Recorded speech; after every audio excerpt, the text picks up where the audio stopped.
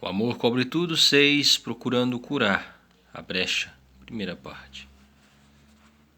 Ponto de vista algum é intrinsecamente causador de divisões. Afirma-se às vezes que o exercício do dom de línguas causa divisão. Devemos entender que toda questão controvertida, a menos que seja tratada com amor, tem o potencial para causar divisão. Contudo, não é a questão em si que produz a divisão.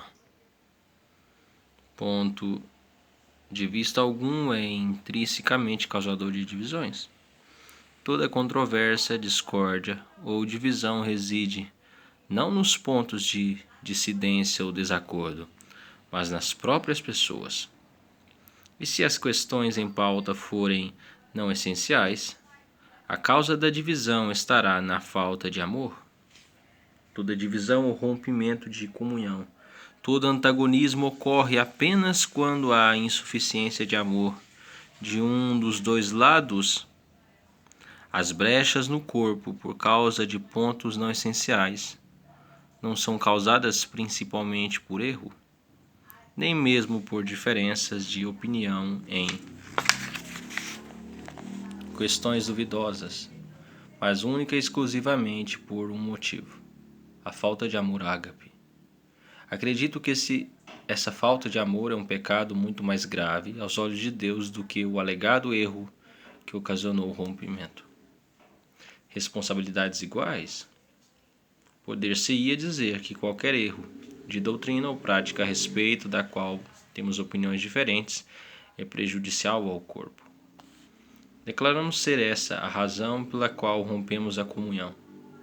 Todavia, a injúria causada pelo alegado erro poderá ser menos dolorosa, menos prejudicial ou destrutiva do que a brecha que permitimos viesse a ocorrer.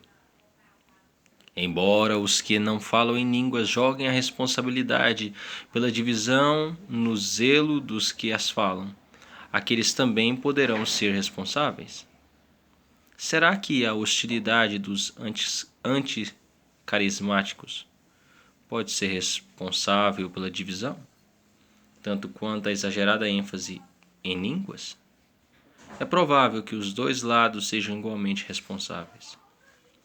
Importância da mansidão. Uma das coisas consideradas muito ofensivas pelos que não falam em línguas é o espírito de superioridade que quase sempre detectam nos que exercitam esse dom. Afirma-se que traços de orgulho espiritual, às vezes até mesmo arrogância, sublinham seus testemunhos e suas publicações. Se alguém é verdadeiramente superior, isto é, superior aos olhos de Deus, ele será a última pessoa a sentir-se desse modo. O sentir-se alguém superior é prova de que não o é. A verdadeira superioridade aos olhos de Deus é humildade, mansidão e quebrantamento. A única superioridade que Deus reconhece é a descrita no capítulo 2 de Filipenses, onde o autor se refere à humildade de Jesus, que a si mesmo se humilhou, tornando-se obediente até a morte, e morte de cruz. O Espírito Santo é o espírito de mansidão, Gálatas capítulo 5, do versículo 22 até o 23. A única pessoa que possuía o Espírito sem medida foi manso e humilde de coração. Mateus capítulo 11, versículo 29. O espírito de mansidão, portanto, deveria ser proeminente em qualquer movimento que ele controla. O exagero é contraproducente. A edição de Christianity Today, de 26 de março de 1976, menciona Billy Graham como alguém que crê que o movimento carismático tem sido usado por Deus para levantar crentes mortos em muitas partes do mundo, especialmente nas denominações históricas. Contudo, o artigo apresenta também a opinião de Billy Graham de que há muita coisa falsa nesse movimento. Muitos outros não pentecostais não são desligados pelas profusas e exageradas reivindicações de milagres e curas não documentados, irresponsavelmente atiradas por todos os cantos em muitos círculos. Às vezes essas reivindicações parecem bem próximas da desonestidade e soam como exaltação de personalidades, à maneira do mundo artístico e político. Todos, tanto carismáticos quanto não carismáticos, devemos lembrar-nos de que é impossível ao mesmo tempo glorificar ao Senhor Jesus e promover o ego ou a carne. Às vezes, o excesso de zelo de alguém que fala em línguas pode levar a reivindicações absurdas e não confirmadoras que parecem indicar grande fé. O pedido de verificação ou de documentação de tais reivindicações pode acionar a acusação de falta de fé. Entretanto, a fé genuína produz resultados tão grandiosos e gloriosos que o exagero torna-se desnecessário. Portanto, exagero ou relato não documentado não é, na verdade, uma demonstração de fé. Simplesmente significa que pensamos que Deus deveria ter feito muito mais do que os fatos demonstram. Relatos e reivindicações exagerados de conversões e curas podem prejudicar a credibilidade, a até mesmo ser contraproducentes. A fé verdadeira não sente a necessidade de exagerar. Milagres documentados. Apesar das críticas acima, cresce a convicção de que Deus está realizando algumas obras que são incontestavelmente miraculosas até mesmo para as mentes mais céticas. Dentre esses incríveis, mas inegáveis milagres está a cura do reverendo Roberto Fierro, que sofria de mieloma, câncer dos ossos. Não há registro de milagre mais notável entre os que Jesus praticou em seu ministério sobre a terra. Robert Fierro vem trabalhando há 50 anos sob os auspícios das Assembleias de Deus. Em junho de 1974, ele caiu doente e o diagnóstico foi de mieloma múltiplo. Durante quase 5 anos, ele recebeu quimioterapia e radiação no Hospital do Bom Samaritano de San José, na Califórnia, e no Centro Médico de Santa Clara, além de muitos outros tratamentos especializados. À medida que surgia e se desenvolviam outras complicações de vários tipos. Durante a maior parte desse tempo, o reverendo Fierro esteve confinado a uma cama ou uma cadeira de rodas, incapaz de alimentar-se, barbear-se ou sequer escovar os dentes. As dores eram tão intensas que as drogas sintéticas já não surtiam efeito e por muitos meses ele necessitou tomar injeções maciças de morfina. No início de abril de 1979, a senhorita Fierro, esposa dele, sentiu um impulso a que regressassem a Porto Rico, onde seu marido havia exercido um ministério muito abençoado. Eles tinham ali muitos amigos leais que estavam orando por eles. No dia 7 de abril, após ter tomado uma forte dose de morfina para aliviar a dor, o reverendo Fierro estava pregando em sua cadeira de rodas, quando subitamente, ao mencionar Romanos 8:11, esse mesmo que ressuscitou a Cristo Jesus dentre os mortos, vivificará também os vossos corpos mortais, por meio do seu Espírito que em vós habita. O poder miraculoso do Espírito Santo fê-lo pular da cadeira e pôr-se a correr no enorme palco onde estivera pregando. Esse milagre ocorreu na presença de uma congregação de 3.000 pessoas. Desse dia até agora, o reverendo Fierro continua cumprindo seu apertado programa ministerial. Uma das características marcantes dessa cura foi a libertação completa da dependência viciosa da morfina, sem absolutamente nenhum sintoma de retirada da droga. Essa impressionante história em breve aparecerá em forma de livro.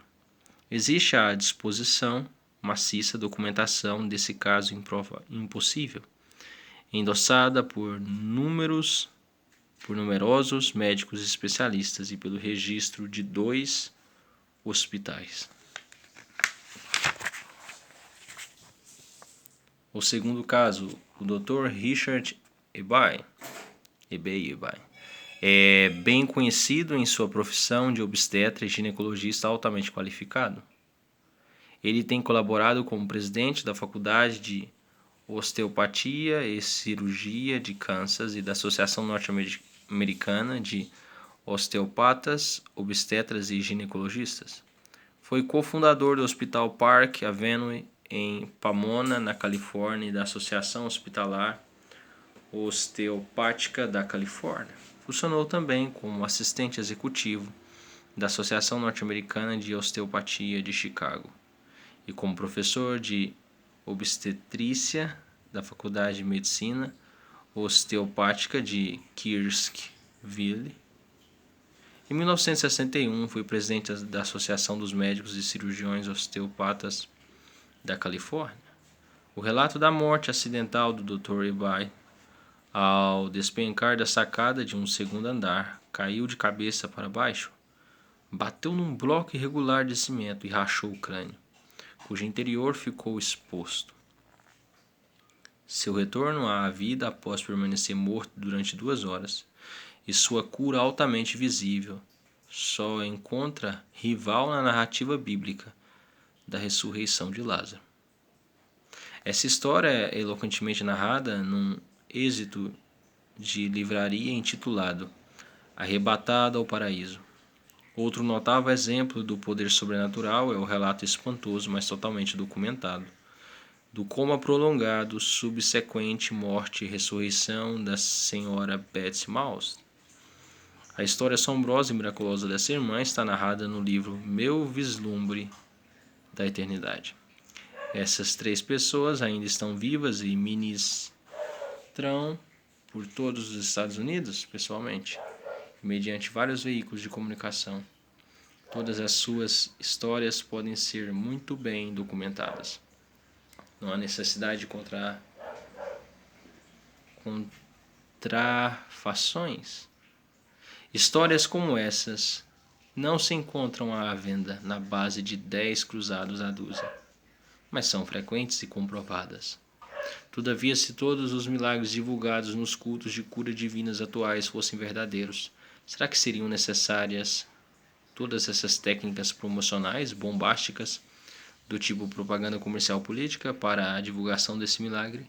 Se todas, ou até mesmo uma fração dessas reivindicações fossem verdadeiras, nenhum auditório seria suficientemente grande para acomodar o povo que as haveria de buscar. Jesus foi obrigado a operar em áreas isoladas e assim mesmo era engolfado pelas multidões.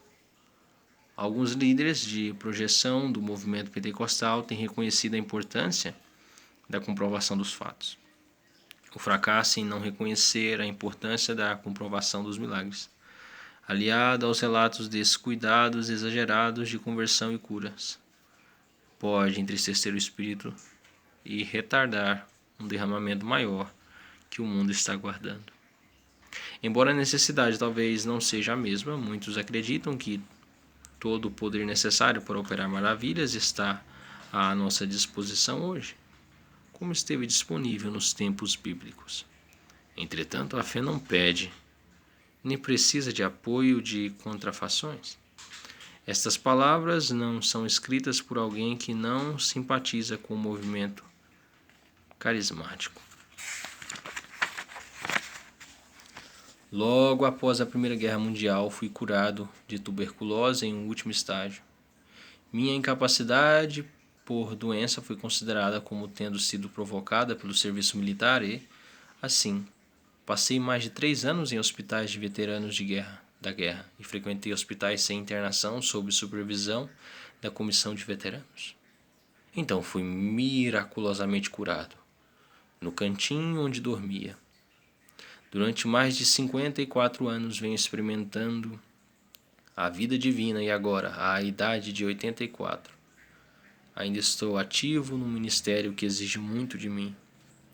Portanto, este não é um esforço no sentido de desacreditar o sobrenatural.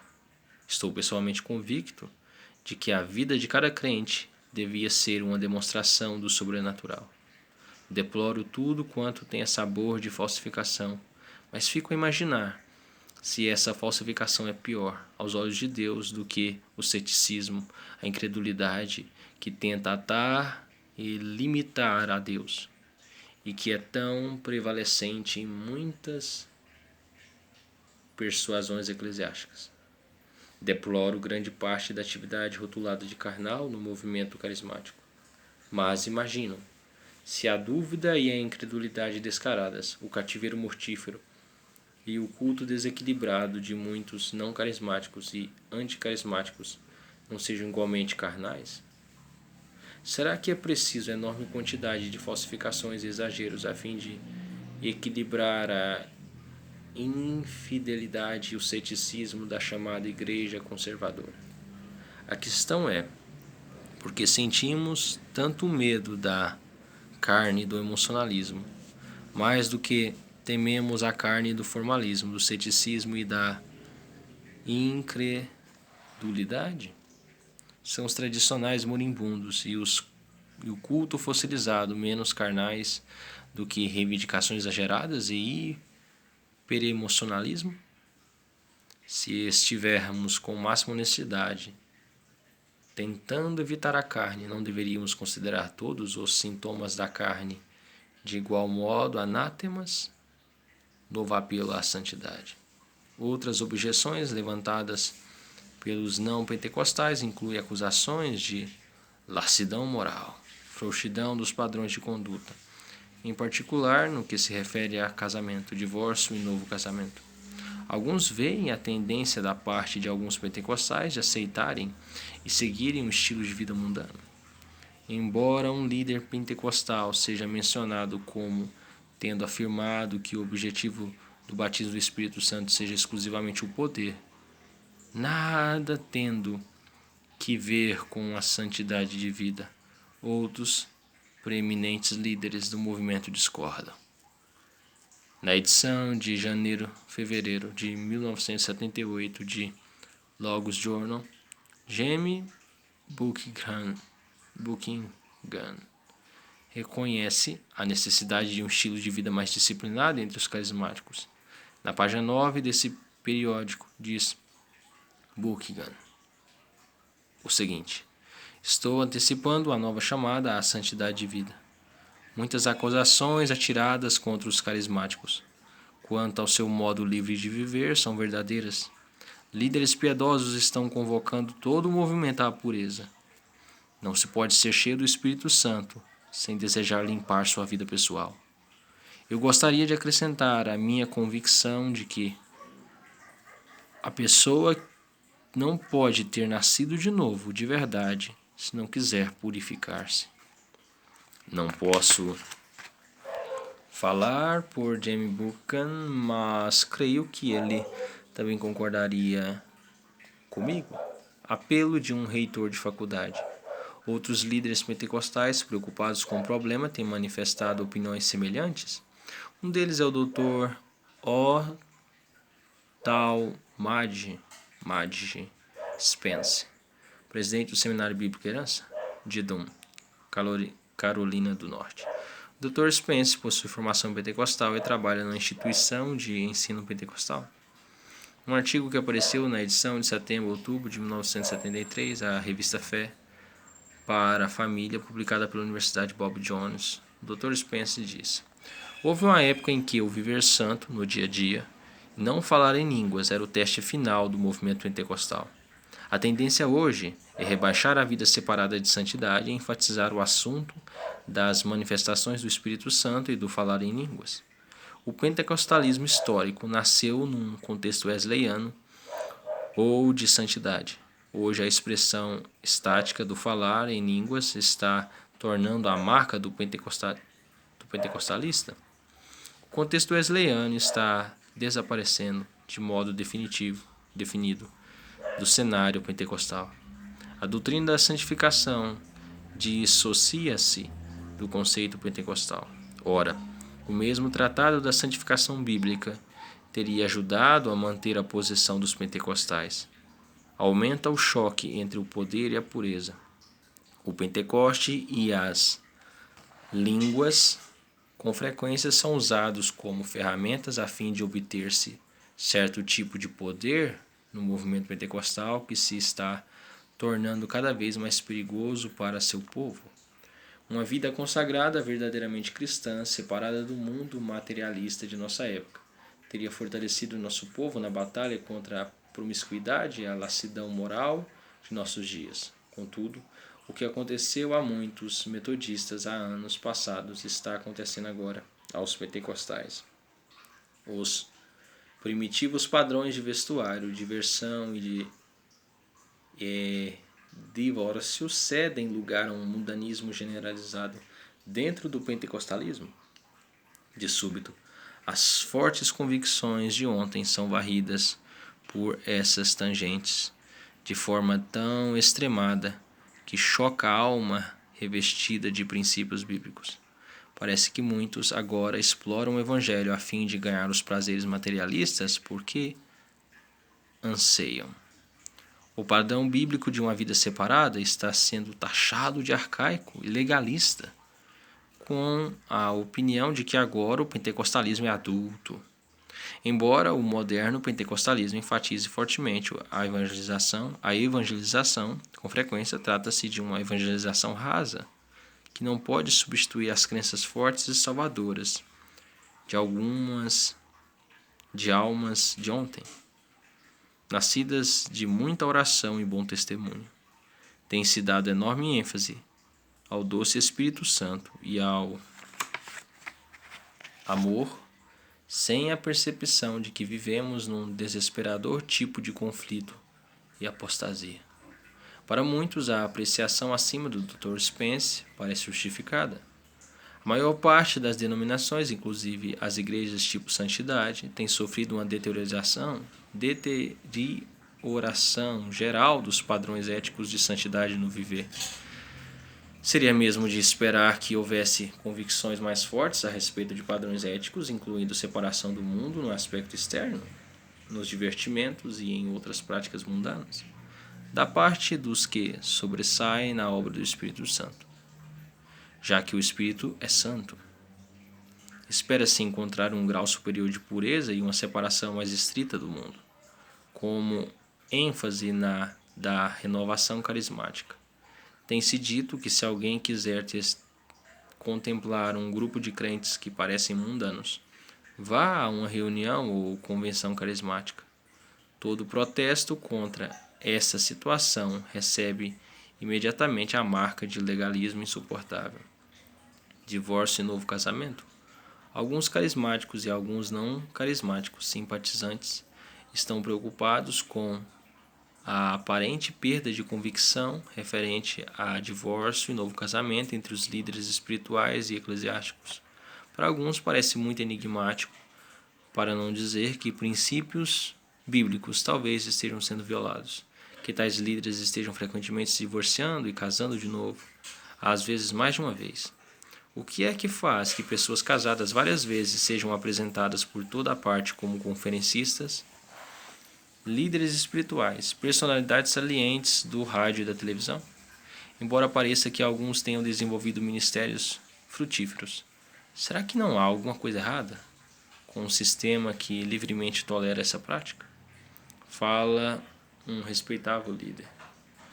Outro dos mais respeitados líderes carismáticos une-se a Jamie Buckingham e o Dr. Spence no novo chamado para a maior santidade entre os carismáticos, no artigo intitulado Santos Bebericões. Assim se expressa David Wilkerson.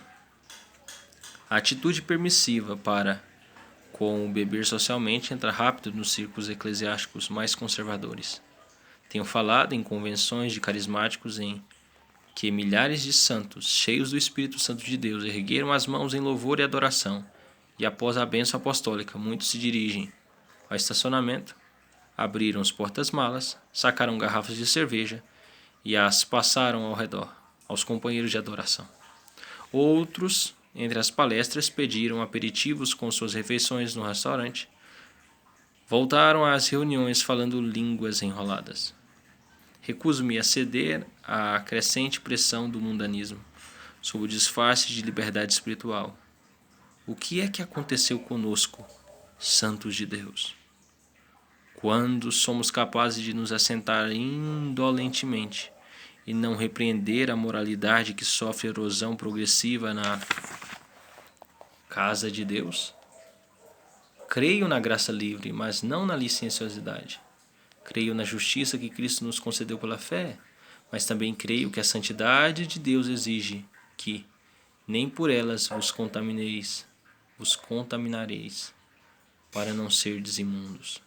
Trovão do seu poder. Em seu recente livro, O Trovão do Seu Poder, George Oates, conhecido professor e autor, faz soar um chamado refrescante e novo para que se reexaminem os estilos de vida dos carismáticos. Esse livro é como uma trombeta a conclamar a pureza, a santidade de vida e a prática a todos os membros da renovação. No prefácio, Kemp McAlpin escreve: George Oates abertamente e sem nenhum temor exprime seus sentimentos a respeito do clima espiritual corrente. O perigo de perder-se, conteúdo grifo meu, na renovação. O perigo de se tornarem seguidores de sinais, viciados em fitas, frequentadores crônicos de convenções e congressos eclesiásticos. Há o temor da falta de profundidade, a falta de temor de Deus, os perigos das raposinhas que entram, que estragam a vinha. A grande intensidade do desejo do autor de um reavivamento proclama uma das grandes necessidades do reavivamento, a santidade. A santidade que seja o padrão de Deus para a vida. Sede santos porque eu sou santo. Santidade sem a qual ninguém verá a Deus. Santidade que é a própria natureza e caráter de Deus, e que deveria ser a marca de todos quantos afirmam ser filhos de Deus, mediante fé em Cristo. Santidade que odiará o mal e amará a justiça. Santidade que é a estrada para o reavivamento. Página 9. Na página 14, George Oates prossegue com o tema: nenhum outro assunto é tão frequentemente mencionado na Bíblia como a santidade de Deus e seu contínuo chamado para que sua família seja pura, reta e santa. Que Deus nos perdoe o não termos dado a esse importantíssimo tema a mesma prioridade que o Senhor lhe atribuiu. Não é de admirar que nossas raízes sejam tão rasas. E da página 67, enfrentemos a realidade. Muitos desenvolveram um apetite pelo espetacular. Tem havido preocupação crescente por esse fenômeno crescente nos últimos anos. Tem se tornado aparente nas grandes convenções e que as multidões só procuram as salas em que os preleitores falarão de milagres, em que se salienta o morrer em espírito, a superfé e o caminho da prosperidade. Mas as sessões que oferecem ensino sob disciplina, crescimento mediante as crises e a santidade de vida têm pequena assistência. Na página 89, Oates, com total candura, transparência e coragem, faz uma confissão significativa a respeito de uma atitude que se vem generalizando em todo o movimento renovador. É vergonhoso admitir que durante longo tempo eu próprio fui um componente do coro de crentes que escarneciam daquela gente metida a santinha. Fazíamos pilhérias a respeito da aparência externa de pessoas, vestimentas, joias, cinema, álcool, penteados e dança. Como estão mal orientados, dizíamos. São verdadeiros estraga prazeres. Será que não conhecem nossa liberdade em Cristo? Tínhamos razão, mas os santos também a tinham. Reavaliando o passado, parece-nos que muitos daqueles pregadores de santidade eram visionários. No espírito, porém, tinha visto os perigos latentes de nossa geração oriundos da frouxidão moral. As preocupações daqueles pregadores desde então se provaram válidas. Em minha opinião, George Oates, nesse livro dinâmico, desafiador e estimulante, presta um importante e valioso serviço tanto aos carismáticos quanto aos não carismáticos. Recomendo-o com empenho a todos os cristãos evangélicos. Conflito entre poder e pureza. Alguns observadores sérios e imparciais creem que os carismáticos diminuem a ênfase no futuro do Espírito. Aumentam-na nos dons do Espírito e às vezes até mesmo falsificam esses dons. Por outro lado, os carismáticos com muita frequência chamam a atenção para o desprezo relativo, ou mesmo total, com que os dons do Espírito são tratados pelas denominações históricas. É verdade, como sugere o Dr. Spence, que parece haver entre as duas persuasões um conflito entre poder e pureza. Os pentecostais enfatizam o poder da plenitude do Espírito, incluindo-se as manifestações de curas físicas e outros dons espetaculares, como milagres, profecias, palavra do conhecimento. Entre alguns grupos não pentecostais, a pureza é a ênfase maior, enquanto os dons são praticamente desprezados. Mal entendidos e antagonismos parecem prevalecer em ambos os grupos. Júbilo satânico. Se Satanás sente algum tipo de alegria, será pelo modo como crentes mordem a sua isca da controvérsia, das comunhões rompidas, das divisões e da falta de unidade em coisas não essenciais.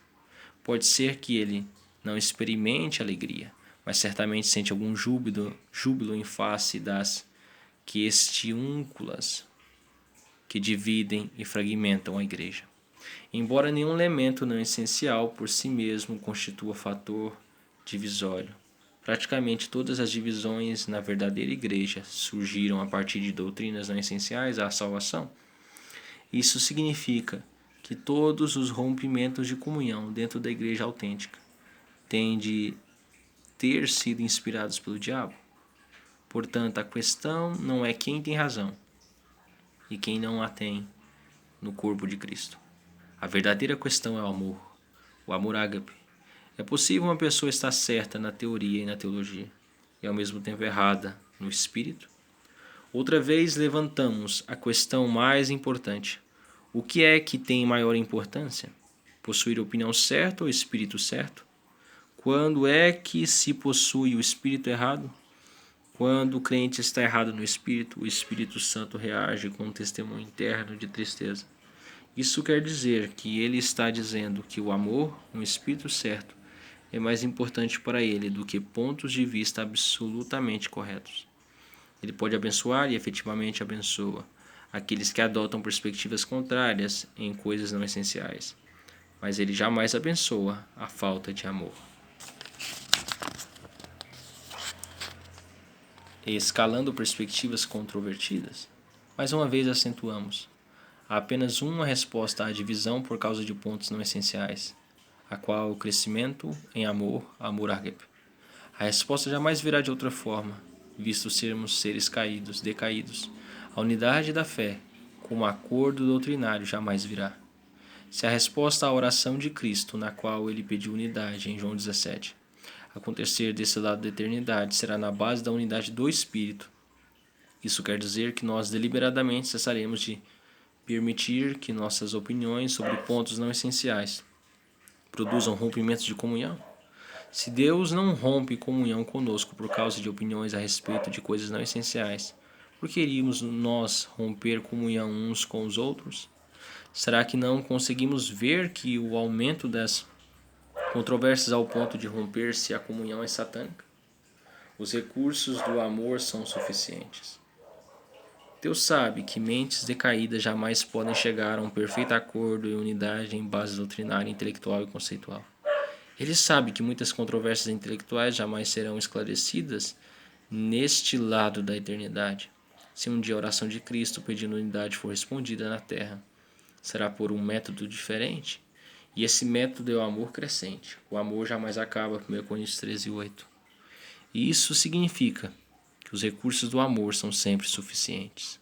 Se a oração de Cristo for respondida a tempo, sê-lo-á mediante o aumento de amor, não por meio de acordo teológico, à luz do clamor do coração do Salvador, pela união do corpo em João 17, como continuará a viver a alma dentro em nós se persistirmos em manter divisões por causa de coisas não essenciais? Talvez você esteja imaginando a maneira pela qual devemos atingir a necessária maturidade no amor. Não conheço nenhum outro caminho senão através da obra mais profunda da cruz, por uma morte mais profunda de toda a vida natural e egoísta. Quando estamos verdadeiramente dispostos, Deus ordena a exata prescrição de circunstâncias que eliminam a carne e aumentam o crescimento do amor ágape. O amor cresce mais mediante o exercício. Por exemplo, a aceitação de diferenças de opinião sem rompimento de comunhão é um modo de produzir esse crescimento, enfrentando os fatos. Se é que a unidade jamais virá de outras maneiras, exceto mediante um crescimento no amor ágape, não deveríamos enfrentar esse fato e agir agora? Quem sabe se o reavivamento capaz de sacudir o mundo todo seguirá uma demonstração de amor que ligue pentecostais e não pentecostais, numa abençoada unidade do Espírito? Se prosseguirmos endurecidos em nossa fragmentação, se continuarmos a desprezar os rogos de Cristo pela unidade, quem sabe que tipo de julgamento sobrevirá aos líderes e administradores espirituais infiéis e à igreja dividida? Será que a única possibilidade de unidade no corpo de Cristo é a perseguição, como a que existe nos países comunistas? Afirma-se que a perseguição eliminou grande parte da desunião na igreja nas terras onde o comunismo impera. Será possível que esta é a única maneira de a igreja no mundo livre vir a atingir a unidade pela qual Cristo orou? Se Cristo jamais faz uma oração que não pode ser respondida, e se não nos unirmos de outra forma, devemos preparar-nos para a perseguição. Se o amor não nos unir, estamos convidando o julgamento sobre nós mesmos. Não é o fim do denominacionalismo. A união não significa que o denominacionalismo cessará.